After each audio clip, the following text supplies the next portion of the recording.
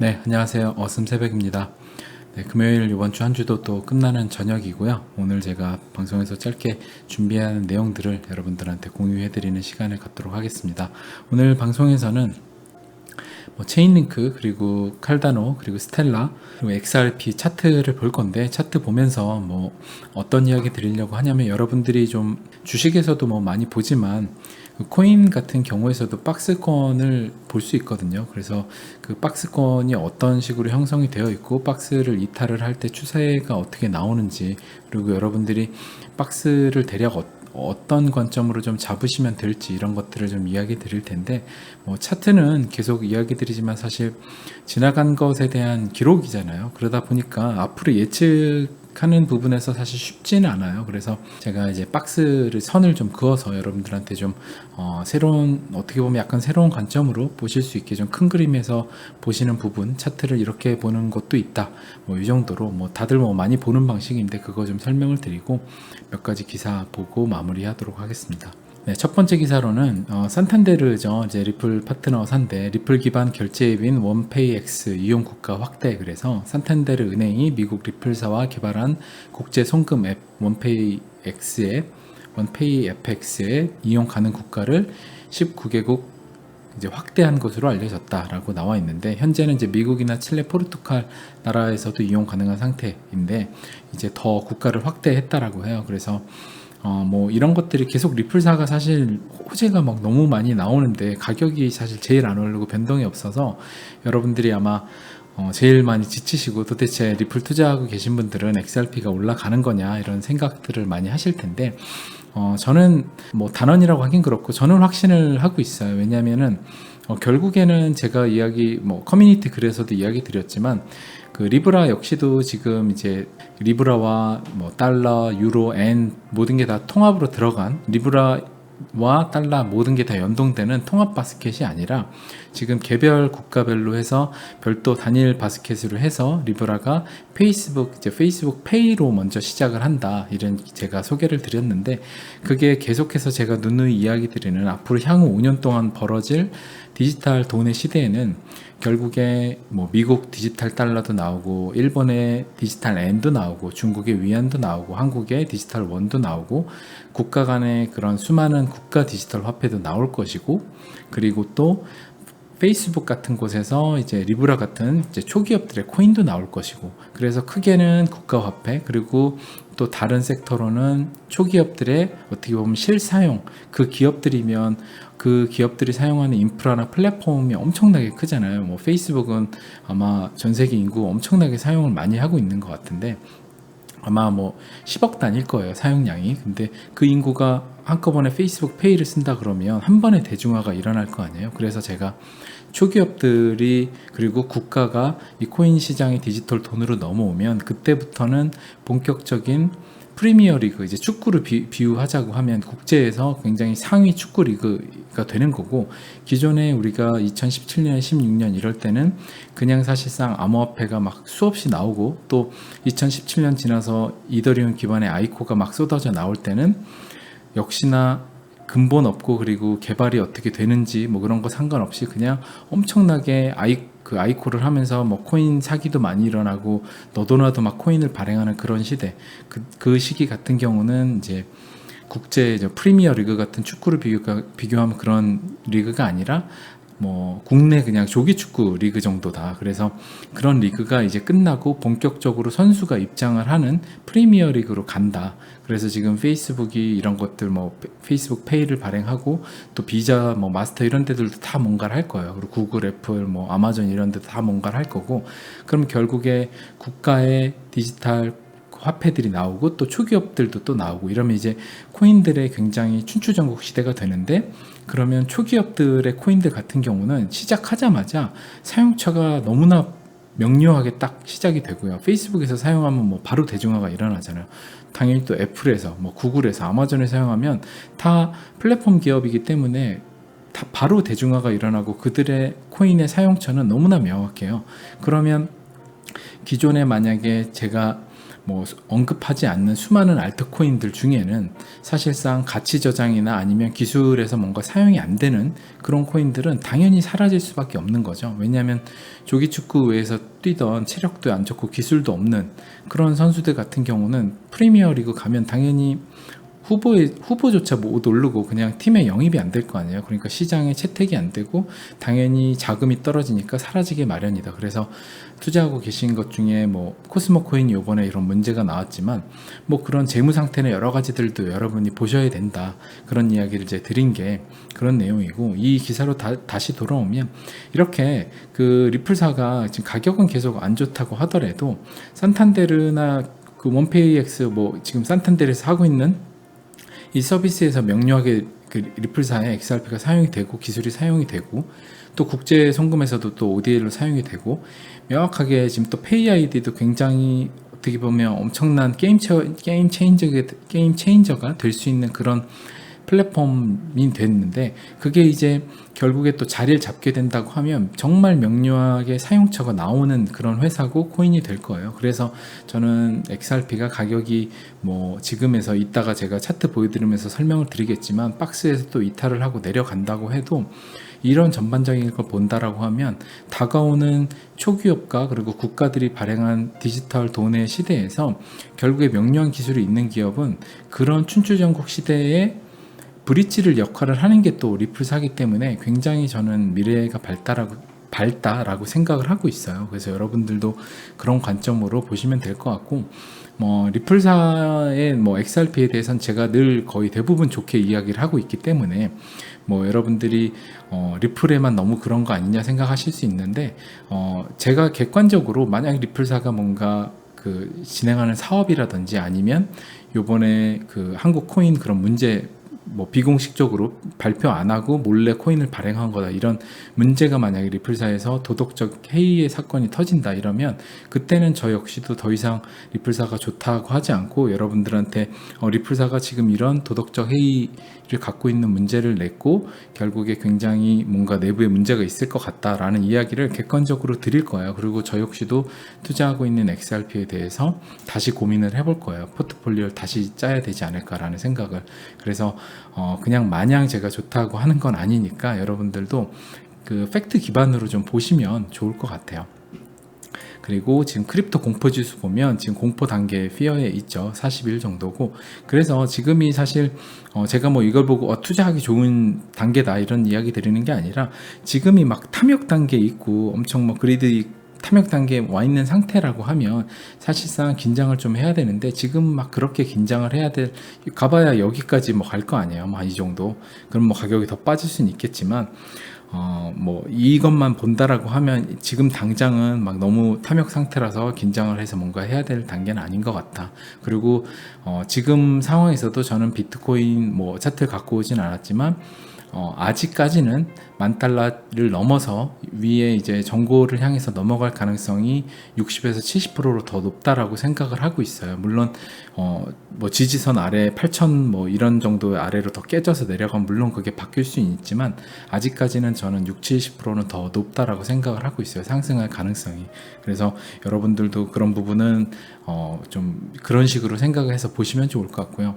그리고 중국의 디디추싱이라고 디지털 위안 테이프 출범했다. 이게 뭐냐면 중국의 대표적인 차량 예약 서비스예요. 우버 같은 건데, 중국판 우버인데 여기도 뭐 수많은 이제 웬만한 큰 데들이 많이 투자를 했어요. 손정희 회장도 투자를 했는지 아마 기억에 했던 것 같은데 정확치는 않고, 그 자체 플랫폼 중국 디지털 화폐 CBDC를 탑재를 테스트하기 위한 테스크포스를 꾸린다.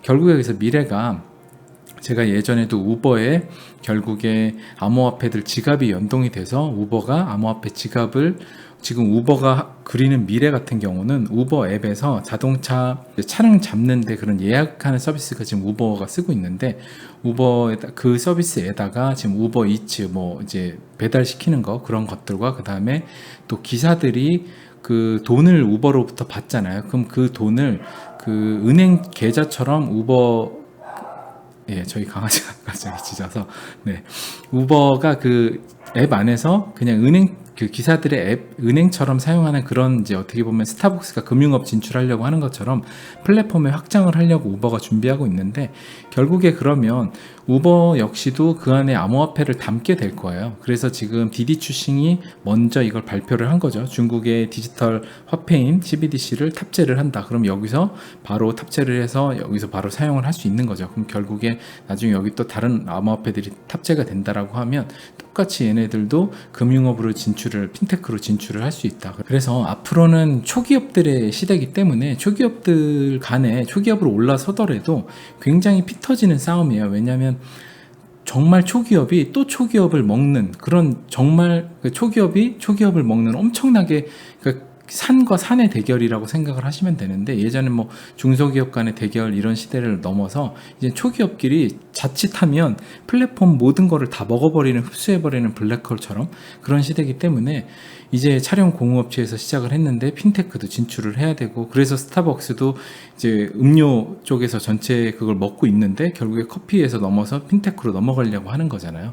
그래서 차량 공유업체도 다 그런 방향으로 넘어갈 거다. 근데 거기에 이제 디지털 화폐를 탑재를 하는데, 왜 이런 업체들이 다 디지털 화폐를 탑재를 하냐? 여러분은 이제 뭐 너무 잘 아시겠지만 앞으로의 시대는 결국에 디지털 화폐의 시대가 머지않아 온다는 거고, 국가 디지털 화폐가 발행이 된다라는 것은 우리나라의 화폐 개혁도 머지않아 일어난다는 소리예요. 그래서 제가 전 방송에서도 뭐 이야기 드렸지만, 만약에 내년에 우리 디지털 원화가 내년 말까지 테스트를 하는데, 뭐 2022년에 1000원을 1원 디지털 원화로 바꿔주는 그런, 어떻게 보면 1000대1 화폐 개혁을 할 수도 있어요. 디지털 원화로 넘어가면서. 그리고 뭔가 디지털 원화 같은 경우는 조금 더 혜택을 더 준다고 하면 지하에 잠겨져 있는 수많은 5만원짜리 현금들이 다 밖으로 나오겠죠. 그거에다 돈을 넣어놓고 바꿔놓는 게 훨씬 유리하게 되면, 그러니까 그런 식으로 화폐 개혁이 일어날 가능성도 생각을 해볼 수 있다라는 얘기를 좀 드리고요. 그리고 요거는 뭐 사실 음모론이라고 하긴 그렇고 그냥 이미 사실 다 드러난 내용이에요. 그래서 제프리 앱스타인이 그 어떤 사람이냐면 빌 클린턴, 뭐 빌 게이츠 이런 사람들 포함해서 유명 정치인 해서 미성년자, 요새 이제 미국에서는 사실 소아성애에 관한 그 문제가 굉장히 많이 대두되고, 미국 사람 쪽에서는 많이들 사실 내용이 음모론, 한국은 음모론이라고 하지만 미국에서는 이게 음모론이 아닌 걸 알고 있어요. 대부분의 사람이. 물론 이제 완전 민주당 사람들 같은 경우는 또 인정을 안 하려고 하죠. 아무래도 민주당 인사들이 많이 연루가 돼 있다 보니까. 그래서 이제 소아성애 관련된 그 주범인데, 헐리우드의 소아성애 애들을 데려다가 hollywood 뭐 인사라든지 아니면 정치권에다 로비를 하고 그런 유착 관계를 했던 사람인데, 이 사람이 구속된 상태에서 어떻게 보면 감옥에서 자살을 했어요. 근데 감옥에서 자살이 사실 말이 안 되죠. 그래서 뭐 감옥에서 자살을 당했다, 이게 타살당했다, 이런 얘기가 엄청 나왔는데, 그게 어느 정도 또 그 혐의를 어떻게 보면 소아성애를 접대를 받았던 수많은 정치인이나 이런 사람들이 혐의를 밝히는 수사를 해야 되는 와중에 자살을 당해서 그 문제가 어떻게 보면 수면 아래로 내려갔었는데, 지금 제프리 앱스타인의 여성 모집책인 기슬레인 맥스웰, 이 사람이 연인 관계였거든요, 둘이. 그래서 사실상 이 여자도 이 사람한테 어릴 때부터 뭐 가스라이팅을 당했다, 뭐 이런 얘기도 있었는데, 어찌됐든 이 사람이 어린 여자애들을 공급하는 역할이었는데, 이 사람이 요번에 이제 체포가 됐어요. 체포가 돼서 지금 조사를 들어가서 6개 항목으로 기소되어 있는 상태인데, 이 사람 역시도 지금 그러니까 자살을 당하지 않을까 엄청 주의 깊게 미국 사람들이 지켜보고 있는 핫 이슈예요, 미국에서는. 근데 이 사람이 만약에 이번에도 구치소에서 자살을 당한다라고 하면 정말 소아성애나 이런 좀 어떻게 보면 굉장히 질 안 좋은 범죄죠. 그런 것들이 인류의 어떻게 보면 큰 죄악인데, 이런 것들이 묻히지 않고 세상 밖으로 드러날 수 있는지 좀 관건으로 볼 수 있는 내용이고, 이게 트럼프 요번에 재선하고도 굉장히 큰 연관이 있는 사건이에요. 그래서 한번 여러분들이 보시면 좋을 것 같고, 저는 이 부분을 뭐 제프리 앱스타인이나 뭐 이 사람이 당연히 나쁜 사람이죠. 그러니까 악이라고 규정을 할 수는 있는데, 그렇다고 해서 뭐 또 트럼프 정부나 거기는 무조건 선이다, 이렇게만 우리가 구분해서 보면 굉장히 우리 시야가 이분법으로 되기 때문에 보기가 어려워져요. 그래서 저는 의도적으로 이 사람은 악은 맞고 나쁘지만 이들을 처벌하는 사람들 역시도 사실상 힘의 싸움이지 그 사람이 절대 선이다라고 볼 수는 없어요. 또 똑같은 나쁜 짓을 할 수 있거든요. 그러니까 늘 어떤 편이든 나쁜 짓을 하는 사람은 그건 그냥 나쁘게 보는 눈을 우리가 가져야 된다. 그래서 나쁜 사람을 때려잡는 쪽은 무조건 좋은 쪽이기 때문에 영원히 좋을 거다. 이런 좀 편협한 생각을 갖게 되면 여러분들이 투자하실 때도 결국에 뭐 리플사가 트럼프가 안 되면 떨어지는 거 아니냐 막 이런 생각으로 갈 수 있거든요. 그래서 이런 기사를 좀 갖고 온 이유는 여러분들이 좀 시야를 그런 식으로 넓게 뜨실 수 있도록 제가 이야기 드리고자 함이니까, 정치적으로 여러분들이 받아들이셔서 좀 또 댓글이나 이런 데서 논쟁을 하시고 뭐 욕을 하시고 이런 거를 하지 의미 없잖아요. 그런 것들이 여러분들 투자에 전혀 도움도 안 되고, 그러니까 그런 데 시간 쓰지 마시고 여러분들이 그냥 시야를 넓히시는 정도로만 들으시면 좋을 것 같아요. 그리고 오늘 이제 제가 차트를 몇 개 쭉 가지고 왔어요. 체인링크고, 칼다노고, 스텔라고, 그 다음에 XRP 이렇게 차트 가져왔는데, 체인링크 뭐 엄청 잘 나가죠. 그래서 제가 이 선을 그어놓은 게 뭐냐면, 체인링크 같은 경우 사실상 박스를 구분하기가 굉장히 좀 애매한데, 크게 대략 좀 제가 잡아봤는데, 어차피 이 차트 같은 경우는 제가 미래를 예측하기는 제 능력 부족이기도 하고, 미래는 차트는 이제 과거에 흘러왔던 거니까 미래를 뭐 조금 예측은 할 수 있겠지만 사실상 알 수는 없다라고 전 생각해요. 물론 이제 차트 잘 보시는 분들은 추세에 따라 매매도 하시기 때문에 그거는 이제 되는데, 그 이제 제가 오늘 설명드리고자 하는 것은, 이런 여러분들이 박스를 하잖아요. 박스권이라고 많이 들어보셨을 때 이렇게 계속 박스권을 하고, 이렇게 가다가 여기서부터는 박스권이 진폭이 줄어가지고, 박스권이 어떻게 보면 좀 줄어서 가다가 여기를 맞고, 이 지금 어떻게 보면 저항 박스를 뚫고 올라갔어요. 그래서 한번 다시 중단까지 갔다가 다시 어떻게 보면 다음 박스죠. 다음 여기가 이제 지지니까 이 지지 다음 박스를 여기까지 올라갔다가 쭉 떨어져요. 보통 이렇게 장대 한봉 추세가 나오고 나서 쭉 빠지면, 주식 같은 경우 이 음봉이 쭉 나오면 그 다음에 양봉이 나오고, 그러면 이제 박스 형성이 보통 되는데, 지금 이 차트에서도 여기 지지가 나오고 그 다음 올라갔다가 또 지지를 받죠.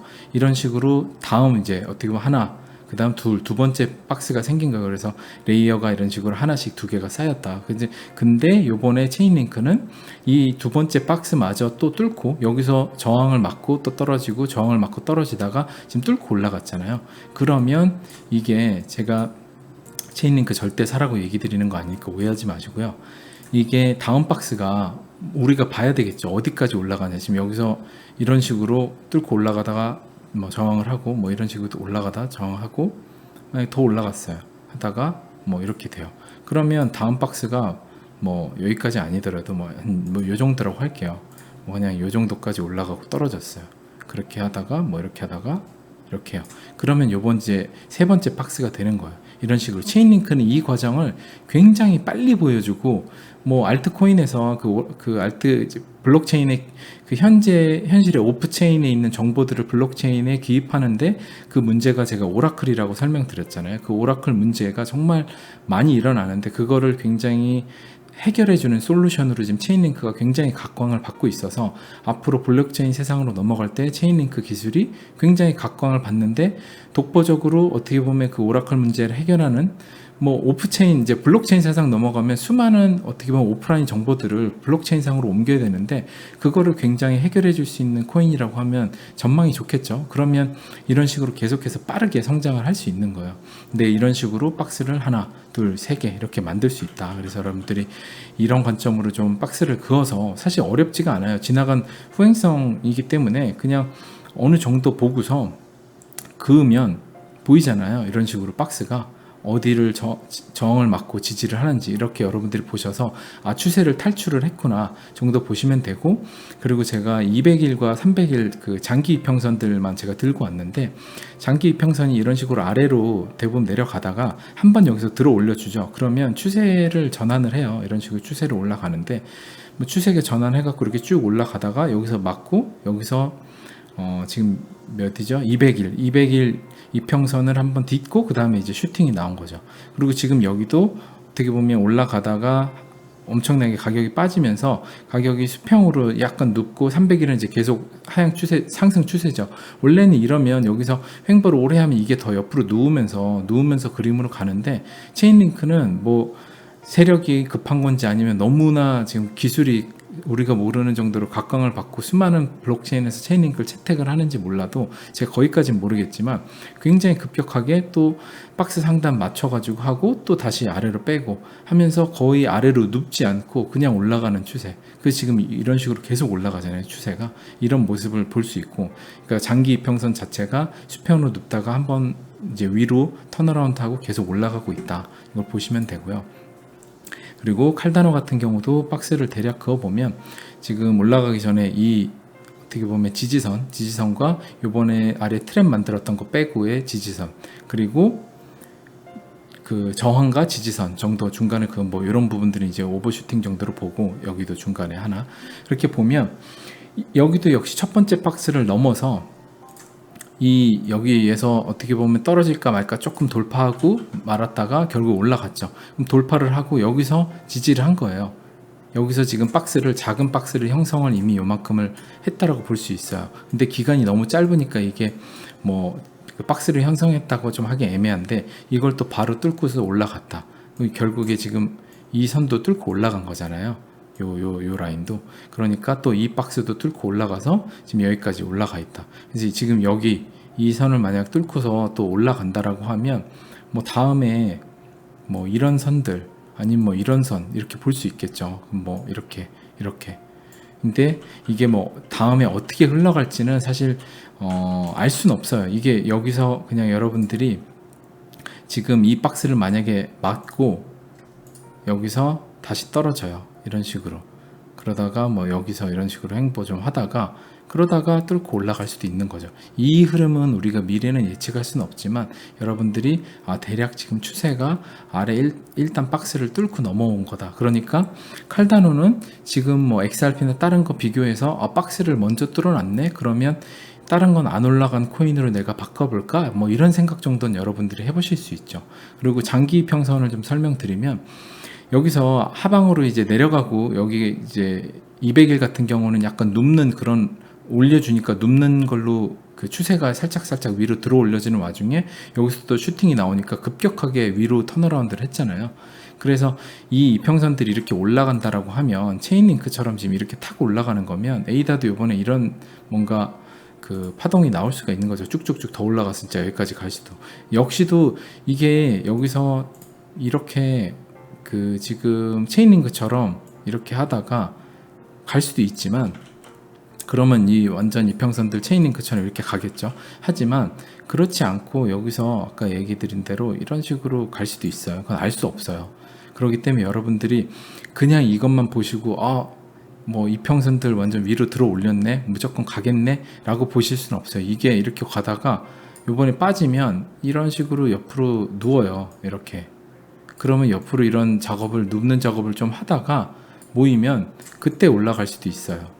그러니까 여러분들이 이런 거를 예상 안 하시고 그냥 샀다가 위로만 이평선들 들어 올렸네 해서 무조건 산다, 이런 관점으로 접근을 하시면 안 되고요.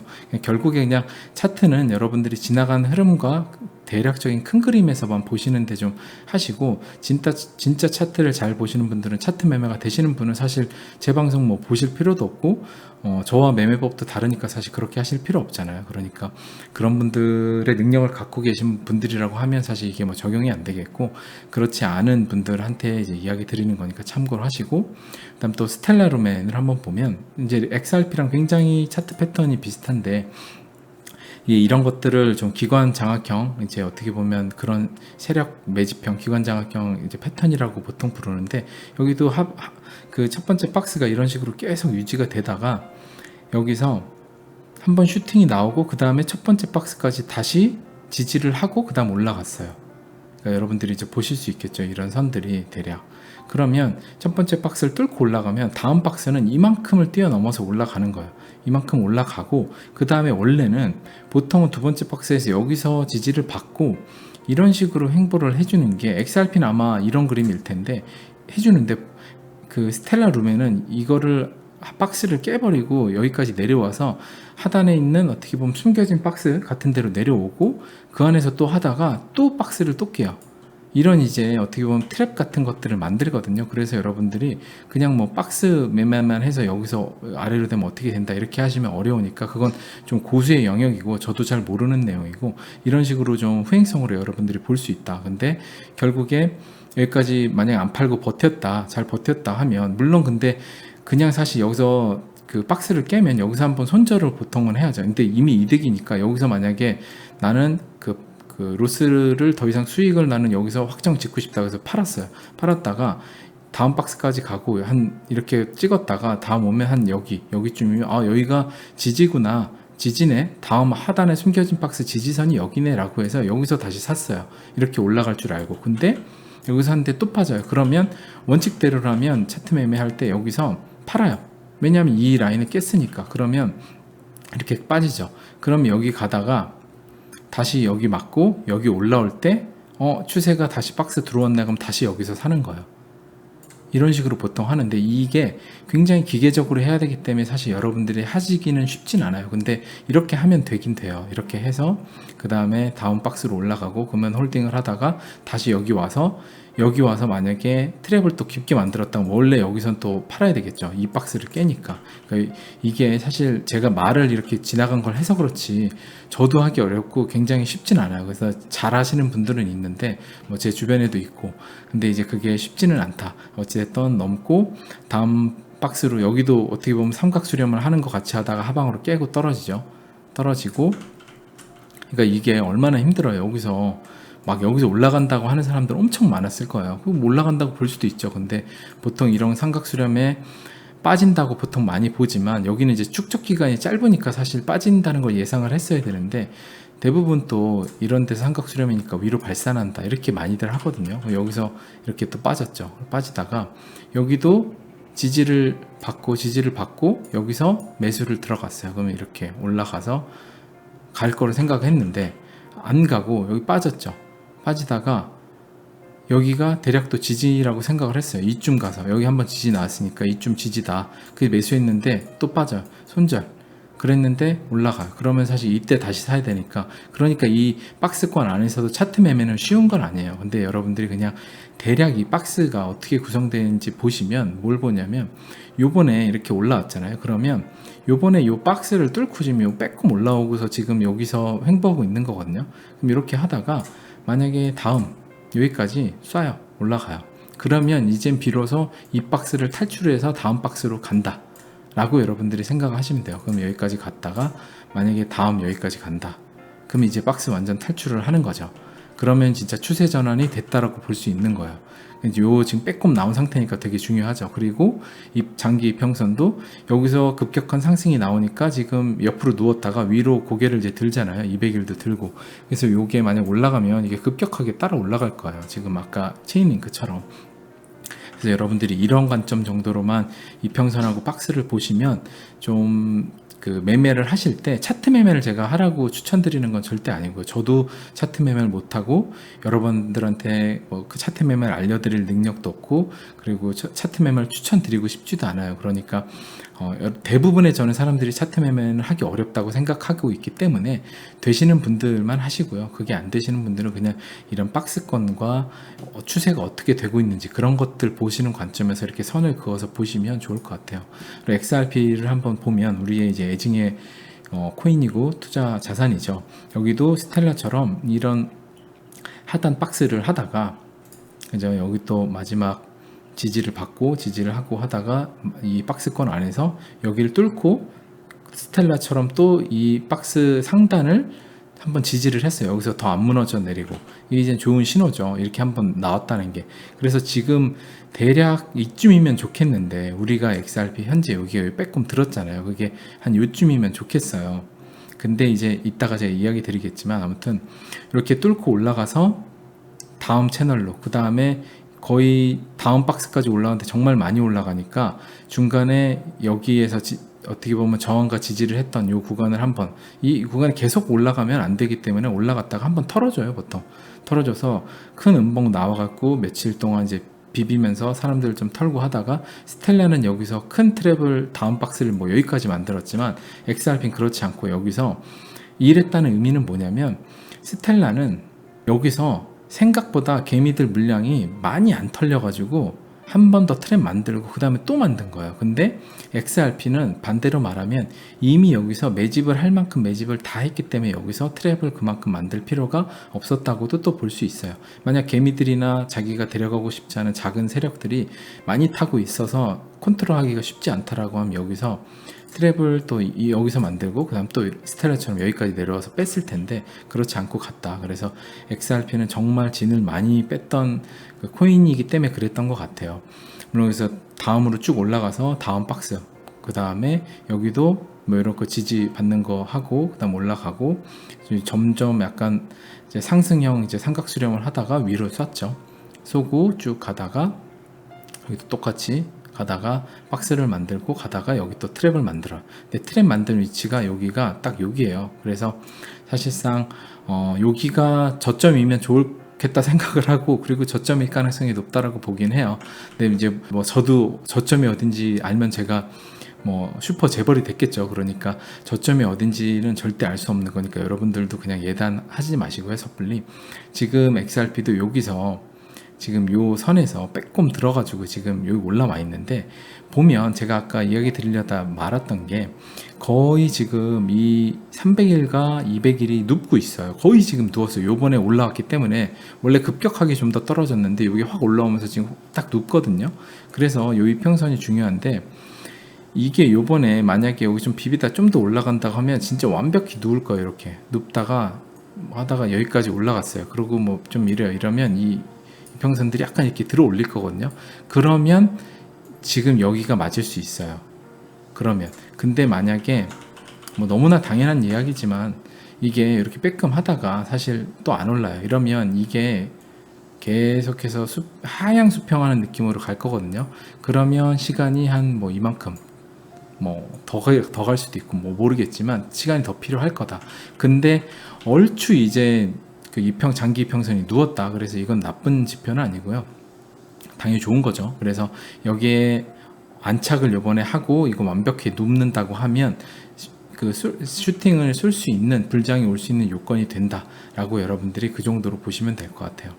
그리고 XRP BTC 차트를 좀 보면 BTC 차트 좀 오랜만에 보는데 BTC 차트 보면 거의 지금 그림을 보면 여기서 한번 붙었다가 한번 쫙 이제 다시 살짝 펴주죠. 펴주면 지금 여기잖아요. 지금 여기 BTC 차트로 보면 요만큼이 더 남은 거예요. 프랙탈로 보면 요만큼이 더 남은 거라고 볼 수 있어요. 그냥 여기서 지금 다시 한번 아래로 뺐다가 가는 과정. 여기서 만약에 이렇게 가다가 아래로 뺐다가 가면 한 대략 기간을 이 프랙탈로만 보면 이 프랙탈이 근데 뭐 그냥 꼭 맞는 건 아니기 때문에 대략 뭐 한 요쯤이라고 하면 대략 152일 그러면 뭐 5달 정도 되겠네요. 예전에 그 반감기 이후 차트에 제가 보여드렸던 그거와 대략 비슷한 건데 올해 뭐 연말 정도 되는 거죠. 만약에 프랙탈 이런 식으로 이게 한 번 더 이 과정을 이평선을 거친다고 하면 근데 뭐 늘 똑같이 프랙탈이 움직이지 당연히 않으니까 지금 경제 상황이나 여러 가지 스케줄상 만약에 올려야 되고 가야 되는 상황이면 지금도 언제든지 이거 조금만 올리면 이거 수평으로 가면서 그냥 위로 들어 올릴 수 있거든요. 그리고 안착하면 바로 쓸 수 있는 자리이기 때문에 사실 이거 프랙탈로만 또 늦게 남았다라고 보기도 그렇고 프랙탈로만 봐서 무조건 5달 안에 간다라고 볼 수도 없어요. 더 길어질 수도 있는 거죠. 만약에 이럴 수도 있어요. 진짜 안 좋게 최악으로 이렇게 가다가 만약에 하다 빠졌어요. BTC도 빠지면 이게 수평으로 눕는 것 같다가 아래로 또 빠져요. 이게 다시 아래로 눕거든요. 그러면 당연히 좋은 거는 이 장기 이평선이 아래로 내려오니까 장기 이평선을 올라타는 가격이 너무나 싼 가격으로 많이 내려오는 건 좋은데 시간이 이런 식으로 계속 늦어질 수도 있어요. 이렇게 장기 이평선이 늦어지면 계속 비비다가 그냥 여기 안착한 상태로 또 한 몇 달 비벼요. 그러다 갈 수도 있는 거죠. 그러니까 그거는 알 수는 없지만 얼추 때가 와가고 있다라는 생각은 들어요. 그리고 무엇보다 지금 체인링크 이런 것들 올라간 것들 사실 이거보다 리플사의 호재는 훨씬 많잖아요. 실사용도 훨씬 많고 그리고 그 실사용에 먹는 파이 시장에 대한 규모도 리플사가 훨씬 압도적인 시장에서 하고 있기도 하고 그리고 칼더너 같은 경우도 지금 이미 박스 뚫고 올라와서 있고요. 그리고 뭐 스텔라도 지금 박스 뚫고 여기 빼꼼 나온 거고, XRP만 지금 이 상태죠. 스텔라만큼만 사실 가도 거의 한 요 정도까지는 올라와줘야 돼요. 요 정도 한 거의 500원 정도까지는 올라와줘야 키 맞춤을 하는 거거든요. 그렇기 때문에 시간이 뭐 그렇게 멀리 남아 있는 것 같진 않다. 그래서 여러분들이 또 이 방송을 보시고서 그냥 이제 거의 다 됐다고 하네, 그럼 나 지금 투자해 갖고 한번 돈 벌어 볼까 라는 마인드로 접근하시면 여러분들은 그 상승장에서 깡통이 되실 수 있기 때문에, 투자 마인드가 없으신 분은 절대 XRP나 코인에 투자는 하지 마시고요. 정말 투자하고 싶다고 하시면 그냥 한 10만원, 20만원 정도만 투자를 하셔서 코인 시장이 어떻게 흘러가는지만 한번 보세요. 10만원, 20만원 투자한다고 뭐 아르바이트를 하는 학생들이라고 해도 그 정도는 부담 없잖아요. 그리고 내가 이 시장에 진짜 관심이 있다라고 하면 한 달에 5만원, 10만원씩 매달 꾸준히 투자를 해보세요. 내가 확실히 공부하고 비전이 있다라고 생각하는 코인에 그렇게 투자를 하신다고 하면 여러분들이 단기간에 큰 돈은 못 벌 수 있지만 여러분들이 투자를 어떻게 하는지에 대한 여러분들의 철학이 생기시기 때문에 언젠가는 여러분들이 그런 어떻게 보면 단단한 투자 체력과 투자 마인드로 시작을 하시면 시간이 뭐 여러분들 인생이 1, 2년 안에 끝나는 게 아니잖아요. 5년, 10년, 20년 본다고 하면 여러분들은 결국 투자해서 돈 버실 수 있거든요. 그런 마인드로 접근을 하시면. 그래서 그냥 나 빨리 1년 안에 2년 안에 진짜 떼부자 돼야겠다 해갖고 지금 막 샀어요. 그러면 올라가면 좋지만 올라가다가 막 변동 있고 하면 여러분들 멘탈 나가서 막 돈 막 한꺼번에 나 100만원 넣었는데 100만원에 500만원 돼. 그러면 막 1000만원 넣고 하다가 갑자기 반토막 나. 이러면 여러분들 멘탈이 나가거든요. 그래서 대부분 상승장에 깡통이 나오는 거예요. 그래서 절대 그렇게 투자하지는 마셔라. 네, 제가 뭐 몇 번을 강조를 해도 사실 이게 부족한 부분이라 계속 강조를 드리고 있는 거고, 또 마지막으로 제가 댓글에서 이제 XRP나 수많은 뭐 거래소 질문도 주시고 그 개인 지갑을 사용해야 되냐 마냐 이런 질문 많이 주시는데, 제가 거래소 질문이나 개인 지갑에 대해서는 제가 못던 걸 써라, 그리고 사용하면 좋다, 해킹이 당한다 안 당한다 이런 얘기를 드릴 수가 없어요. 왜냐하면 그거는 제가 책임을 질 수 있는 답변이 아니기 때문에 드릴 수가 없어요. 저는 생각에 어떻게 생각할 수 있다는 제가 방송에서 정말 충분히 이야기를 할 수는 있지만, 그거는 수많은 대중한테 제가 방송을 하는 부분이고, 그리고 제가 영상에서 충분히 언급을 해서 말하는 부분인데, 제가 댓글에다 그냥 한 명 한 명한테 어떤 암호화폐 지갑을 써라, 그래서 제 추천인 코드를 써서 가입을 하셔라, 아니면 어떤 거래소 이번에 새로 나왔는데 그 거래소 써봐라 하면서, 뭐 거래소 사실 광고도 저한테 정말 많이 오거든요. 근데 제가 그 거래소나 그 암호화폐 지갑이나 이런 것들을 제가 방송에서 광고를 탑재해서 방송을 다루지 않는 이유가, 그거 뭐 하면 수익을 광고 회사들이나 뭐 거래소나 이런 데서 저한테 수익을 준대요. 근데 제가 그거 안 하는 이유는 딱 하나예요. 그거를 했을 때 신규 거래소를 여러분들한테 제가 알려드리고 제 추천인 뭐 이런 걸 드렸어요. 근데 만약에 그 거래소가 사라졌어요. 그래서 여러분들 코인 다 날렸어요. 그러면 그거 책임을 어떻게 질 수 없잖아요, 제가. 그렇기 때문에 제가 그걸 안 하는 거고, 그래서 누누이 한국에 있는 그 상위 1, 2 정도만 써라라고 하는 게 그런 이유고요. 왜냐하면 제가 그런 거래소를 광고를 받아서 여러분들한테 알려드릴 때, 만약 알려드린다고 하면 제가 그 거래소의 재무제표나 그 거래소 대표가 어떤 생각을 갖고 있는지, 어떤 기업인지 정말 충분히 공부해보고 막 써보고 해야 되는데, 사실 그 불가능하잖아요. 신규 거래소인데 이력이 없잖아요. 근데 제가 어떻게 알려드려요? 그렇기 때문에 제가 애초부터 아예 암호화폐 지갑 언급이나 뭐 추천이나 아니면 거래소 홍보나 이런 걸 안 하는 이유가 그런 거예요. 그렇기 때문에 제가 광고도 안 하는데 여러분들한테 댓글로 그거를 알려드리기는 정말 어렵다. 그래서 그런 질문은 제가 답변을 못 드리는 거 진짜 죄송스럽게 생각하지만 양해를 부탁을 드리고, 여러분들이 여러분 스스로 한번 찾아서, 제가 그냥 시총 1, 2 정도 찾아보세요 하면 여러분들 스스로 시총 1위 거래소가 어떤지 찾아보시고 신규 거래소는 어떤 문제가 있는지 보셔서 알아서 사용을 안 하셔야 되는데, 그냥 굳이 신규 거래소 어떤 뭐 유튜버나 어디나 많이 홍보를 하니까 그런 거 보고 거기 가입하셔서 사용하시는 행위가 저는 개인적으로 좀 위험하다고 봐요. 왜냐하면 굳이 신규 거래소 쓸 바에야 기존에 1, 2 거래소 쓰는 게 안정적이잖아요. 뭐하러 이력도 없는 신규 거래소를 왜 쓰겠어요? 그거는 당연히 좋을 게 없죠. 근데 그거를 추천한다? 그것도 저는 문제라고 보고, 책임질 수 있는 추천하는데 어떻게 그걸 책임져요? 그건 책임 못 지니까 여러분들도 그런 부분에서 여러분들이 눈을 뜨셔서 잘 그 판별을 하셔야 되고, 리플에 관련돼서 수많은 질문을 막 많이 주시는데 제가 방송에서 대부분 다루지만 여러분들이 또 같은 질문을 많이 주시기 때문에 또 답변 드리기가 어려운 점도 또 이해해 주시고, 리플 관련해서는 제가 뭐 리플 전문 채널들 있잖아요. 리플마니아 님도 있고, 리플마니아 님이 굉장히 기술적인 부분이나 상세하게 설명을 잘 해주시니까 그 채널 구독해 놓으시고 또 보시면 되고, 그리고 얼마 전에 리플 관련된 책도 나왔어요.